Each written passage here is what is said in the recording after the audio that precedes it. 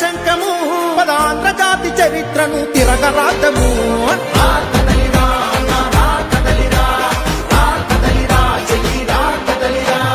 రాతి యుగం నుండి మనం స్వర్ణయుగం పోదాము రా కదలిరా. మంచి వ్యక్తులు ఎవరైతే శాంతిగా ఉండి ప్రశాంతంగా మన విజయవాడ ఉంటుందో అటువంటి వ్యక్తులను గెలిపించుకోవాలి. ఇవాళ గద్దె రామ్మోహన్ అంటేనే అభివృద్ధి, ప్రశాంతంగా ఉండే వ్యక్తి. ఎటువంటి సమస్యలున్నా మన ముందు నుంచి నవ్వుతో మాట్లాడి మన సమస్యలు తీర్చే వ్యక్తి. 30 సంవత్సరాల నుంచి ఎటువంటి మచ్చలేని నాయకుడు. అటువంటి వారి ఆదర్శంగా నేను కూడా ఉంటానని తెలియజేసుకుంటున్నాను. అంతేకాకుండా వారితో పాటు నేను కూడా ఏ సమస్య ఉన్నా ఎక్కడో ఇది కాదు, ఇక్కడే ఉంటాను నేను కూడా. ఇంకో వ్యక్తి ఉన్నాడు, మొన్నటిదాకా చంద్రబాబు నాయుడు గారు దేవుడు, ఫస్ట్ 5 సంవత్సరాల దాకా దేవుడు, నెక్స్ట్ 5 సంవత్సరాల్లో గెలవంగానే వికృత రూపం అంతా బయటపడింది. చంద్రబాబు నాయుడు గారు నువ్వెంత అంటాడు, లేకపోతే బొకేలు వస్తాడు, ఇంకోటి ఇట్లాంటి వికృత చేష్టలన్నీ చేశాడు. ఇవాళ బయటికి వెళ్ళిపోయి సీట్ లేదనగానే మా మధ్య మాకు విభేదాలు సృష్టించాలని కృషి చేశాడు. సీట్ లేదవ్వగానే అమరావతి అవసరం లేదంటాడు, విజయవాడ అభివృద్ధి జరగలేదు అంటాడు, జగన్ బ్రహ్మాండంగా చేశాడు అంటాడు.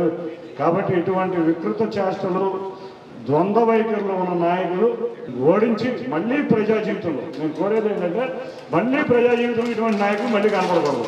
గద్దె రామ్మోహన్ రావు 3వసారి గెలవబోతుంటే 2వ వ్యక్తి 3వసారి ఓడిపోబోతున్నాడు. అదేవిధంగా ఇటువంటి వ్యక్తులు అందరూ ప్రజా జీవితంలో ఉండకూడదు. తప్పకుండా మీరందరూ అంటే ఎట్లా మీరందరూ తెలుగుదేశానికే చేస్తారు.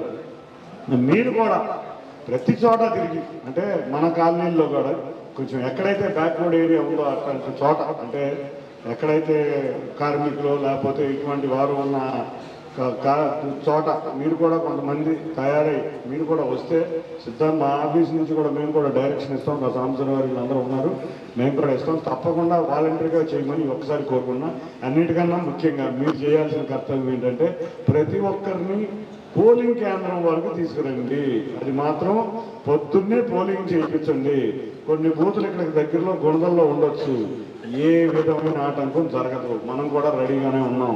ఈసారి ఎటువంటి యుద్ధానికైనా ఉన్నాం. బాబుకుమారి ప్రత్యేకంగా గుందల్లో ఉన్న వార్డులన్నీ మన వాళ్ళు అందరూ రెడీగా చేస్తున్నారు, అందరూ ఉన్నారు. ఎటువంటి భయం వద్దు.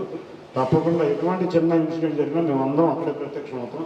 కాన్సన్ట్రేషన్ అంతా కూడా గుందల గ్రూపుల మీద పెట్టాం కాబట్టి ఎటువంటి భయాలు వద్దు. తప్పకుండా మనం అందరం ఓటు హక్కు వినియోగించుకుంటే చాలు.